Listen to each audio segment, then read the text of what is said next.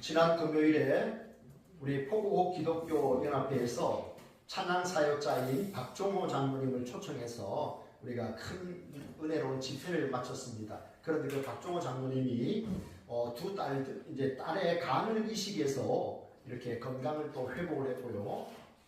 작은 딸이 간을 떼줬어요. 그리고 지금은요, 콩팥이 안 좋다고 합니다. 콩팥의 기능이 이게 100%가 돼야 되는데 25%랍니다.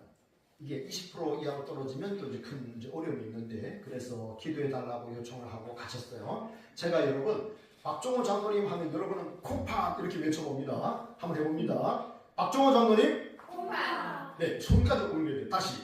박종호 장로님, 콩팥. 좋습니다. 그 다음에 제가 우리 11월 한 달은요, 당일 기도회를 하는 달이잖아요. 그죠? 기도회, 저녁마다 기도회, 21일 동안에 매일 기도회를 하는 달인데, 제가 11월 하면 여러분은 당일 기도회라고 이렇게 외쳐주세요. 다 같이 해봅니다. 시작! 11월! 당일 기도회. 아멘. 좋습니다. 네, 오늘은요, 그래서 기도에 대한 말씀을 하고 있어요. 우리가 오늘 말씀을 통해서 어떻게 기도해야 되는지 우리가 한번 살펴보기를 원합니다.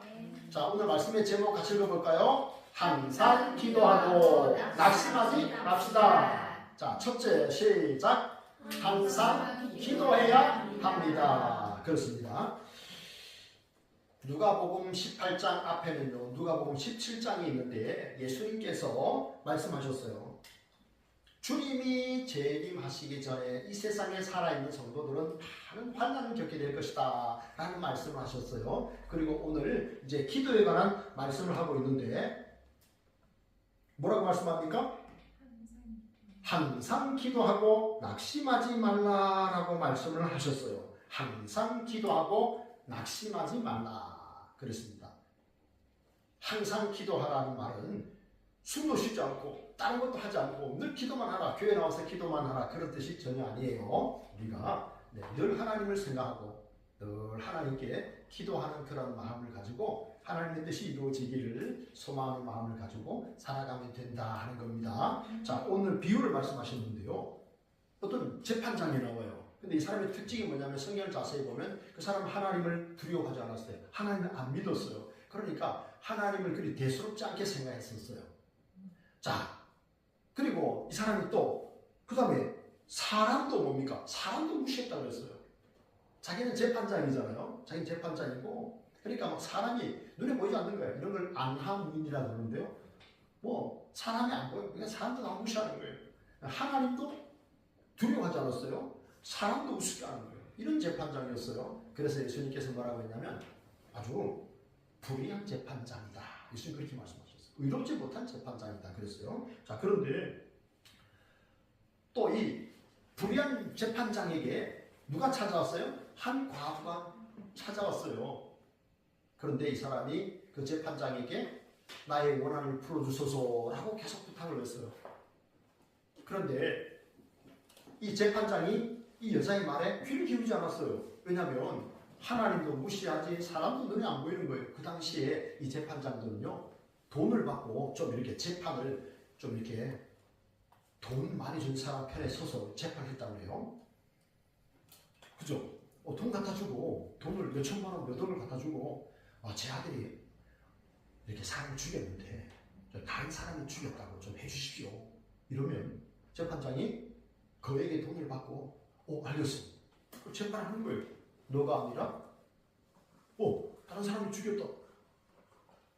그럼 그 사람은 아버지도 안 계시고 어머니도 안 계시고 집도 없고 고아에다가 자기를 도와줄 사람이 아무도 없는 거예요. 그럼 저 사람이 죽였어 라고 재판장이 말하면 그 사람이 대신 죽어야 되는 거예요. 실제로 이 사람이 죽었는데, 이 사람이 죽어야 되는데 저 사람이 죽는 거예요. 이런 식으로 재판장이 돈을 받고 재판을 불리하게 하고, 가난한 사람들의 재판은 아예 신경도 안 쓰고 막 그렇게 한 거예요. 그래서 이 불의한 재판장이라고 말하고 있는데, 그런데 이 재판장이 이 과부의 말을 들어줬어요. 왜냐하면 이 여자가 나를 번거롭게 한다는 거예요. 귀찮게 한다는 거예요. 나를 괴롭게 한다는 거예요. 그러면 재판장에 와서만 그러면 이 여자가 계속 나의 원한을 풀어주세요 라고 말할까요? 아닙니다. 길거리에 가서도 그 재판장 퇴근할 때 따라가가지고 나의 원한을 풀어주셔서 그 사람 집에 들어갔는데도 그 밖에서 대문에서 문을 두들기면서 나의 억울한 원한을 풀어주셔서. 찰스 스펄전이라는 목사님이 쓴 그 설교를 목사님 오늘 아침에 설교 준비를 다 하고 봤거든요. 그러니까 목사님은 이제 그렇게 해석을 했더라고요. 네. 그러니까 재판장에서만 하는 게 아니라 끊임없이 따라가면서 밥 먹을 때도 따라가서 내 원한을 풀어주십시오. 이렇게 계속해서 한 거예요. 그러니까 어때요? 이 불의한 재판장이 내가 도대체 저 여자 때문에 못 살겠다. 내가 저 여자의 원한을 풀어줘야 되겠다. 저 사람이 아니라 내가 살려고 하는 거예요. 이 사람은 남의 일에 아무 상관이 없어요. 다른 사람이 죽든 살든 굶주리든 뭐 아프든 아무 상관을 안 해요. 그런데 내가 이 사람 원한을 해결해 주지 않으면 저 사람이 나를 시도 때도 없이 괴롭히겠구나. 나를 귀찮게 하고. 그래서 재판을 들어준 거예요. 지금 그 말씀을 하고 있는 거예요. 네, 그런데 여러분, 예수님께서 비유를 말씀하시면서 불의한 재판장하고 그리고 의로우신 하나님을 비교하고 있는 거예요. 그리고 과부와 택하신 하나님의 자녀를 비교하고 있는 거예요. 보세요. 이 불의한 재판장도 이 여자가 나를 괴롭게 하는 것 때문에 결국 들어주잖아요. 그런데 하물며 하나님께서 택하신 하나님의 백성들이 간절히 기도할 때 하나님이 들어주실까요? 안 들어주실까요? 아멘. 들어주십니다. 아멘입니다. 네. 그래서 하물며 예수님께서 하물며라고 말씀하셨어요. 하물며 너희가 뭐냐? 성경에 하물며라는 표현이 여러 번 나오거든요. 마태복음 6장에 보면 공중에 새를 보라 심지도 않고 거두지도 않고 창고에 모아 두지도 아니하되 너희 하늘 아버지께서 기르시나니 너희는 이것들보다 귀하지 아니하느냐. 오늘 있다가 내일 아궁이에 던져지는 들풀도 하나님이 이렇게 입히시거든 하물며 너희일까 보냐.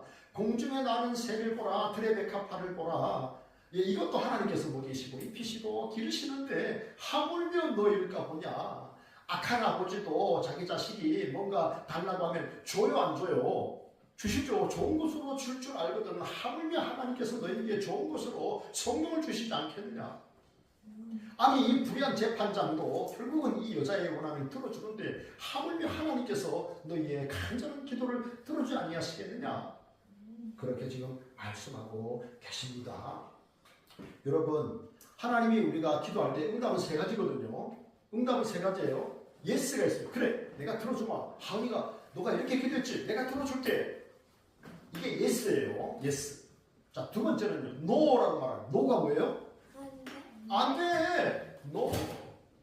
자, 3살짜리 꼬마아이가 엄마가 팔을 다듬고 오뎅을 썰고 맛있게 요리를 하니까 그걸 보고 엄마 나도 그 식칼 주세요 라고 하면 줘요 안 줘요? 안 줍니다. 왜요? 사랑하니까 안 주는 거예요. 안 돼. 넌 아직 이 칼을 다룰 수 있는 그런 힘이 없어. 야, 얘가 팔을 자르려다가 자기 손가락을 자를 수도 있잖아요. 그런 사고가 있었어요. 네, 그런 경우도 있거든요. 그리고 잘못하면요, 칼을 이렇게 이 칼날로 이렇게 깎아야 되는데 잘못해서 칼등으로 깎게 되면 칼날이 자기 손가락을 향하는 거잖아요. 그래서 상처를 입는 경우도 있었어요. 그렇기 때문에 안 주시는 거예요. 하나님이 우리가 주세요라고 할 때 안 돼! 승찬아 그건 안 되는 거예요. 은찬아 안 돼! 라고 하는 건요, 사랑하시기 때문에 안 주는 거예요. 아셨죠? 그 다음에 웨이트가 뭐예요? 그렇지. 스탑 멈춰, 스탑 멈춰, 웨이트 기다려 이런 말이죠. 기다리는 거예요. 기다리는 거예요. 기다려, 조금 이따가 줄게, 좀 더 있어야 된다 이런 말이에요. 그게 다 기도응답이에요. 예스만이 기도응답은 아니에요. 그런데요, 목사님이 이 본문에 대해서 일주일 내내 생각을 했어요. 이 본문을 일주일 내내 계속 생각했는데 이런 생각이 들었어요. 문득 설교 준비를 하다가 왜 하나님께서 항상 기도하라고 하셨을까? 왜 예수님은 우리에게 항상 기도하라고 하셨을까 하는 생각을 했어요. 그러다가 이런 생각이 들었어요. 목사님이 이제 올해 결혼한 지가, 사한나 사모님하고 결혼한 지가 30년이 딱 됐어요. 이제 다음 주에는 만 30년이에요. 그런데 결혼하면서 30년 동안에 내가 내 아내랑 이야기 안 하고 지낸 날들이 있는가 생각해 봤어요. 목사님이 결혼하고 미국에 간 적도 있고요. 그런데 해외 나갔을 때는 아마 좀 날마다 전화를 못했을 것 같아요. 가끔씩 전화하고 했던 것 같은데 그러지 않고 같이 있을 때는요, 늘 대화를 했어요. 그래서 목사님이 뭘 깨달았냐면요, 하나님이 왜 항상 기도하라고 했을까? 하나님은 나와 사귀기를 원하는구나. 하나님 나와 친밀한 관계를 갖기를 원하시는구나. 그걸 깨달았어요. 여러분, 나의 사랑하는 엄마고 나의 사랑하는 아빠고 나의 사랑하는 남편이고 아내인데 대화를 안 한다. 그럼 그 사랑하는 걸까요? 안 사랑하는 걸까요? 안 사랑하는 거죠. 그죠? 사랑하면요 계속 수다를 떠는 거예요. 계속 이야기하는 거예요. 더 이야기하고 싶고 그런 거예요. 여러분, 우리가 왜 하나님께 기도하는가? 기도가 뭐냐 하면요, 기도는 시선이에요. 시선. 알겠죠? 아까 사나 사모님 찬양도 했죠. 시선이죠. 기도는 뭐냐면요, 내가 나를 바라보던 그 시선에서 하나님을 바라보는 거예요. 그게 기도예요. 알겠죠? 네, 그게 기도의 시작이에요. 내가 나만 쳐다보는 거예요. 나만 쳐다보니까 너무 아프고 속상해요. 마음이 너무 아파요. 그런데 그때 누굴 바라봐요? 하나님을 바라보는 거예요. 눈에 보이진 않지만 스쳐 지나가는 바람을 우리가 느끼는 것처럼 살아계신 하나님, 나와 함께 하시는 하나님을 내가 경험할 수 있어요. 그래서 그 하나님께 내 시선을 올려드리는 거예요. 저 사람이 지금 손을 보고 저 소녀가 어디를 보고 있어요? 주님을 바라보죠. 하늘 향하고 있죠. 네, 그거예요. 그게 기도예요. 하나님께서 나와 이렇게 이런 사귐을 갖기 원하시는구나. 나와 이렇게 친밀하게 지내기 원하시는구나. 그래서 항상 기도하라고 하시는 겁니다. 여러분, 성경 말씀에요. 항상 기뻐하라, 쉬지 말고 기도하라, 범사에 감사하라. 이것이 그리스도 예수 안에서 너희를 향하신 하나님의 뜻이니라. 그랬어요. 여러분, 참 어려움이 있을 때 우리 기도해야 되겠죠. 어제 우리 다니엘 기도할 때 우리 목사님이 처음에 나온 목사님이 설교를 했는데요. 열왕기상 20장을 가지고 설교하면서 히스기야 왕에 관한 이야기를 했어요. 히스기야가 39살 때 죽을 병에 걸렸어요. 이사야 선지자가 너가 집을 정리하라. 이제 죽을 준비하라 이 말이에요. 너는 뭐 죽는다 이거. 그래서 이 히스기야 왕이 39살 때 하나님, 제가 진실로 정직하게 살지 않았습니까? 하나님 나를 좀 불쌍히 여겨주십시오. 막 울면서 기도했어요. 그런데 하나님 응답하셨어요. 그래서 15년을 더 연장을 시켜줬어요. 이렇게 우리의 삶에 어려움이 있을 때 우리는 기도해야 됩니다. 그죠? 누군가를 위해서 기도할 때 여러분들이 간절히 이렇게 때로는 눈물도 흘리면서 기도해야 돼요. 그리고 여러분, 우리가 별로 어려움이 없잖아요. 그죠? 별로 어려움이 없잖아요. 목사님이 한 20년 전에 만났던 한 학생이 있었는데요. 이 아이는 엄마는 방송국의 아나운서고 아빠는 대기업에 다니고 자기 집에는 자기 혼자, 아들은 혼자예요. 그래서 자기는 아무 어려움이 없대요.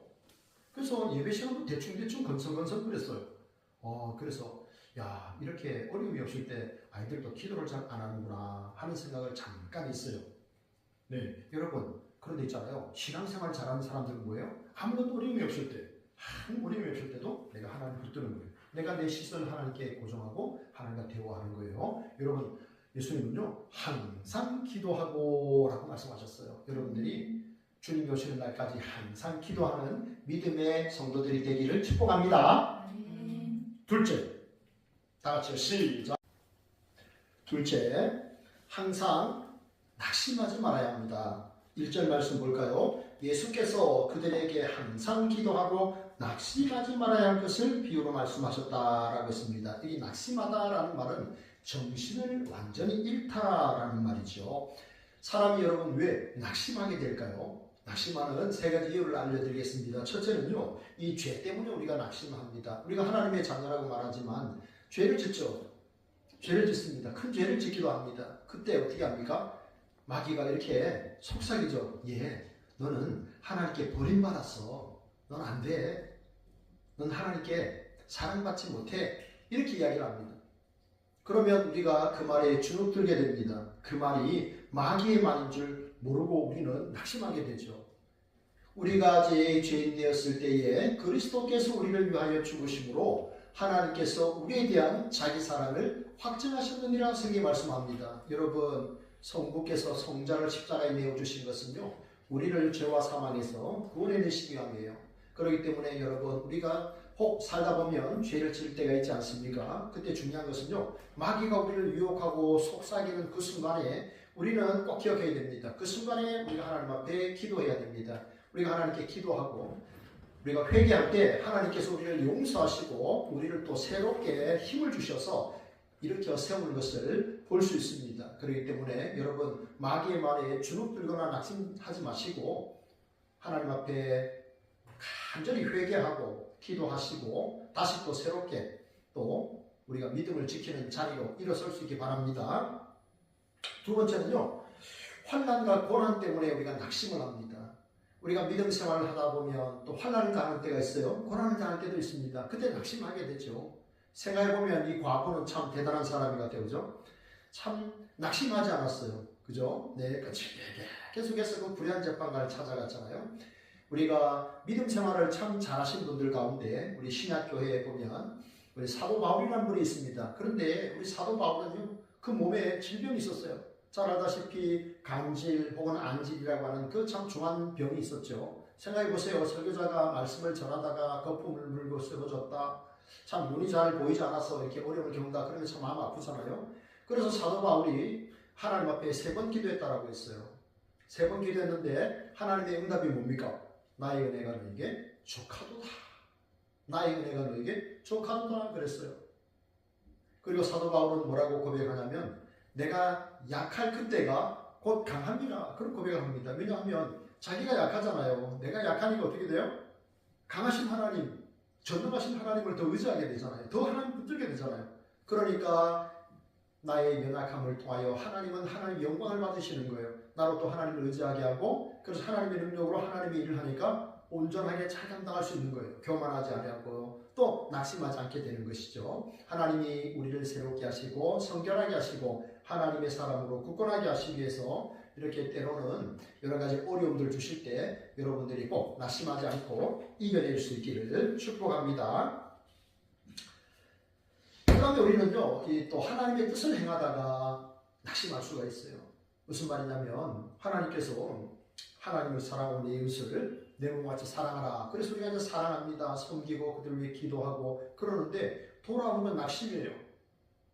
뭐 배은망덕한 그런 일도 생기고요. 그러다 보니까 하나님 과연 하나님의 말씀대로 행할 때 정말 이렇게 하나님의 능력이 나타납니까? 그런 또 실망도 되고 참 하나님의 뜻을 이루려다가 어려움을 겪다 보니까 또 낙심도 되고요. 그럽니다. 여러분 그러나 그때 우리는 어떻게 해야 되냐면 하나님께서 하나님의 능력을 보이실 때가 있다. 하나님의 때가 있다. 열매 맺을 때가 있다는 것을 믿고 여러분 낙심하지 말기를 축복합니다. 갈라디아서 6장 9절에 보면 우리가 선을 행하되 낙심하지 말지니 피곤하지 아니하면 때가 이름에 거두리라. 아멘. 여러분 이 과부를 보십시오. 이 불의한 재판장에게 그가 나가잖아요. 그런데 여러분 잘 보세요. 불의한 재판장이 너 나에게 100번 찾아오면 내가 너의 원한을 풀어주겠다. 혹은 1000번 찾아오면 풀어주겠다. 그런 약속이 있습니까? 없습니까? 없어요. 전혀 없습니다. 그런데 어떤 약속도 받지 못했지만 이 과부는 자기의 원통함을 풀어달라고 지속적으로 끊임없이 낙심하지 아니하고 계속해서 찾아갔습니다. 그 끈질김 그것이 이 재판장으로 하여금 이 문제를 해결하게 한 거예요. 여러분 생각해 보십시오. 우리 하나님은요 불의한 재판관이 아닙니다. 하나님은 의로우신 분입니다. 우리는 여러분 하나님의 택함을 입은 하나님의 백성들입니다. 그렇다면 하나님께서 여러분 우리의 그런 간구에 응답하지 아니하실까요? 하나님 우리의 기도에 응답하십니다. 왜 그렇습니까? 약속하셨잖아요. 하나님은 약속하셨잖아요. 하나님은 말씀을 이루시는 분이거든요. 구하라, 찾으라, 두드리라 말씀하셨잖아요. 너는 내게 부르짖으라. 내가 너에게 응답하겠고 내가 알지 못하는 크고 비밀한 일을 보이리라 그랬잖아요. 아무것도 염려하지 말고 오직 기도와 간구로 너희 구할 것을 감사함으로 하나님께 아뢰라. 그리하면 너희 마음과 생각을 지켜주시리라. 평강의 하나님이 우리를 지켜주십니다. 이렇게 약속의 말씀이 있잖아요. 그죠? 그래서 우리는 기도하는 거예요. 약속의 말씀을 붙들고 기도하는 거예요. 우리는 약속을 받았잖아요. 그래서 여러분 우리는 하나님 앞에 기도해야 됩니다. 인도의 선교사 중에 스탠리 존스라는 분이 있었어요. 그런데 이번에 젊었을 때 인도에 선교하러 나갔어요. 그런데 선교를 계속해서 이제 하지만 열매가 없는 거예요. 수년이 지나도 열매가 없습니다. 그 완악한 인도 사람들이 아무도 예수를 믿지 않아요. 그래서 어느 날 실망을 했어요. 낙심을 했어요. 사과나무 밑에 누워서 낙심했어요. 하나님 도무지 열매가 없습니다. 낙심했어요. 그때 주의 음성이 들렸어요. 얘야 왜 그렇게 낙심하느냐. 사실은 이렇게 열심히 전도하고 이렇게 시간을 투자해서 복음을 전했지만 믿는 자가 없습니다. 열매가 없습니다. 그렇게 이제 탄식했어요. 그러니까 주의 음성이 이 아이 사과나무를 보거라. 사과 열매가 없지만 뿌리가 밑으로 깊이 뿌리 내려져 있고 그리고 잎사귀가 모두 이렇게 하늘을 향하고 있으니까 반드시 열매를 맺힐 거란다. 걱정하지 말거라. 너가 영적으로 너의 영적인 주파수를 나에게 맞추고 너가 믿음의 뿌리를 내리고 그리고 나를 통해서 하나님의 일을 이루어 주옵소서. 그렇게 계속해서 기도하면 반드시 열매가 있을 것이다. 그래서 이 스탠리 존스는 인도에서 많은 또 선교의 열매를 맺고 또 많은 후배 선교사들이 이 스탠리 존스의 이 전도 방법을 따라서요. 그들의 문화를 존중하면서 또 생명의 주 예수 그리스도의 복음을 전하는 이런 사역을 펼치고 있습니다. 여러분 중국에 가면 이 모소라고 하는 대나무가 있습니다. 그런데 이 대나무에 이제 이 씨가 뿌려지면 한 5년 이상은요 아무런 그런 자라나는 일이 없답니다. 그러면 그 5년 동안에 이 모소라고 하는 이 대나무는요 뿌리만 뻗는 거예요. 뿌리만 쫙 뻗어내는 거예요. 무려 5년이 넘게. 그리고 그 시간들이 지나가면 그 다음부터는 이 모소라고 하는 대나무는요 하루에 30cm씩 자라간다고 해요. 하루에 30cm. 일주일이면 1m가 넘는 거예요. 그죠? 네, 2m 이렇게 이상 되죠. 그리고 6주가 되면 15m 그렇게 높이에 큰 이렇게 대나무가 이렇게 형성이 된다고 합니다. 여러분 우리가 참 열심히 하나님 앞에 기도하고 또 전도하고 귀한 일들을 하지만 열매가 없어서 우리가 낙심할 때가 있잖아요. 여러분 낙심하지 마십시오. 하나님은 지금도 우리를 위하여 일하고 계시는 줄 여러분 믿으시기 바랍니다. 낙심은 사탄이 주는 거예요. 낙심하지 마시고 주님이 주시는 아름다운 그 귀한 소중한 믿음을 가지고 계속해서 하나님 앞에 소망 가운데 기도하시기를 축복합니다. 그 다음에 셋째 마지막입니다. 우리는 항상 믿음을 지켜야 합니다.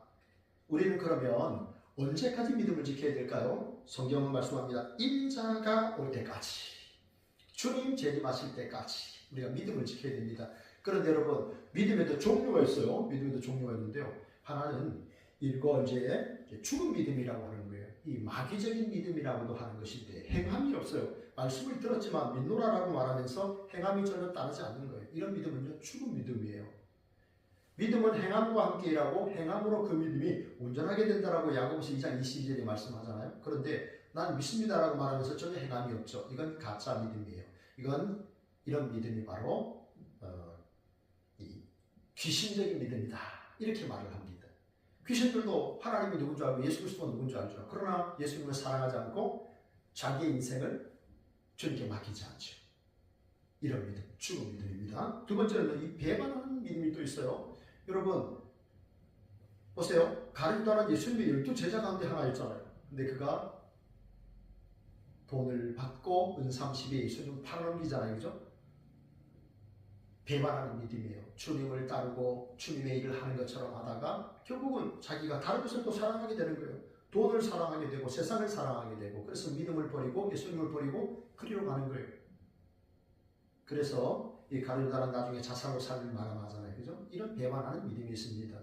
셋째로 어떤 믿음일까요? 결실하는 믿음이죠. 하나님이 기뻐하는 이 성숙한 믿음입니다.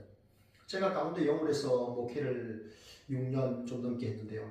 이제 농촌교회 이제 땅이 이제 1000평, 땅이 넓어요. 그러다 보니까 이제 목회자도 농사할 수 있는 그 땅이 좀 있어요. 그래서 제가 이제 이 고추 농사를 참 재밌게 했는데 고추 농사를 통해서 알았어요. 와, 30배, 60배, 100배의 결실을 맺는다는 것이 이것이구나. 고추 모종을 하나 심어놓잖아요. 몇 달 지나면요. 열매가 쫙 고추가 맺혀요. 수개월 동안 그래요. 얼마나 좋았는지 몰라요. 여러분, 우리의 믿음이 살아있는 믿음이고 참된 믿음이라면 열매가 있어야 됩니다. 열매는 신앙생활의 증거가 됩니다. 참된 믿음, 그 믿음은 결국은 결실을 합니다. 우리가 예수 그리스도를 영접하고 그 말씀에 순종할 때 우리가 그 말씀을 들으면서 우리도 변화됩니다. 성숙하게 되죠. 그래서 열매를 맺는 겁니다. 결실을 얻게 되는 것이죠. 예수님은 인자가 올 때에 세상에서 믿음을 보겠느냐라는 말씀을 하셨어요.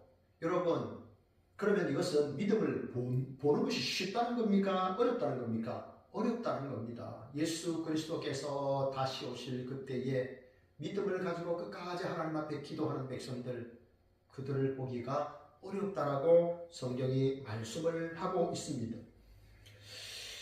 여러분, 누가복음 17장에 보면 예수님께서 이 노아의 때 그리고 이 롯의 때를 말씀하시는데요. 여러분 아시다시피 노아가 홍수전에 이 방주를 얘기하잖아요. 120년 동안에 8명의 가족들이 비도 한 번 오지 않았던 그 땅, 그 아라랏산 거기에다가 방주를 짓습니다. 사람들이 얼마나 많이 웃었을까요?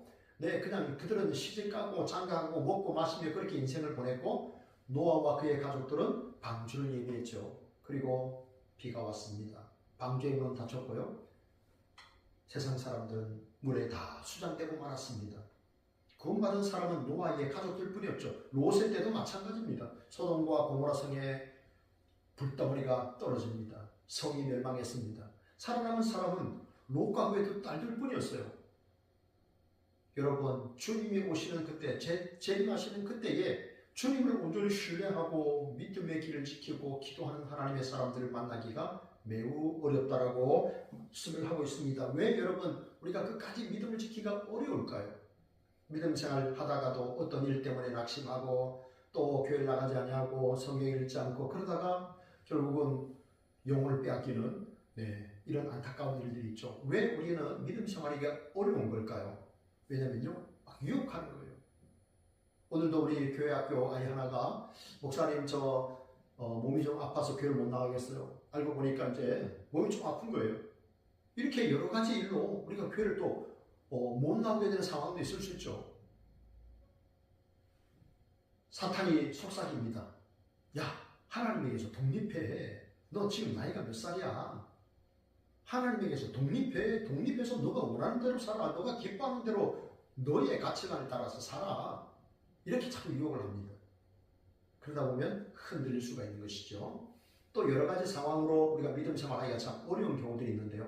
제가 어제 토요일 저녁에 우리 동네 전도할 때 어떤 한 남자분을 만났어요. 그걸 만나기 전에 그걸 만났으면 좋겠다 하는 생각을 했어요. 근데 하나님께서 그걸 딱 만나게 하신 거예요. 어제는 이름도 알았어요. 김영일 씨예요.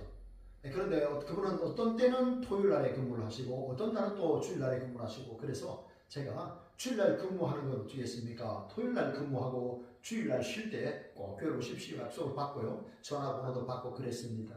하나님 참 만나게 하셨다 하는 그런 생각이 들 때가 있어요.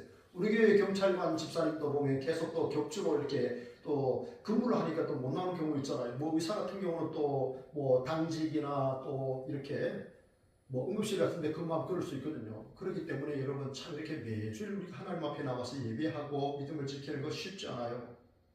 그렇습니다. 그래서 믿음을 지키는 것이 참 어렵다는 것을 알 수 있습니다. 여러분, 예수님께서 여러분의 인생에 최고의 가치가 되십니까? 여러분, 예수님이 내 인생의 해답이십니까? 오직 예수님이 내게 필요하십니까? 예수 그리스도가 죽으시고 부활하신 그것이 여러분 진짜라고 믿으십니까? 이런 믿음의 길을 축복합니다. 종교개혁가 마틴 루터에 관한 이야기인데요. 이 루터가 학창 시절에 그 당시에 독일의 이 학생들은 알바를 했다고 해요. 아르바이트를 했는데 어떤 아르바이트냐면 남의 집 창문에 불이 켜져 있으면 그 앞에서 노래를 부른다고 합니다.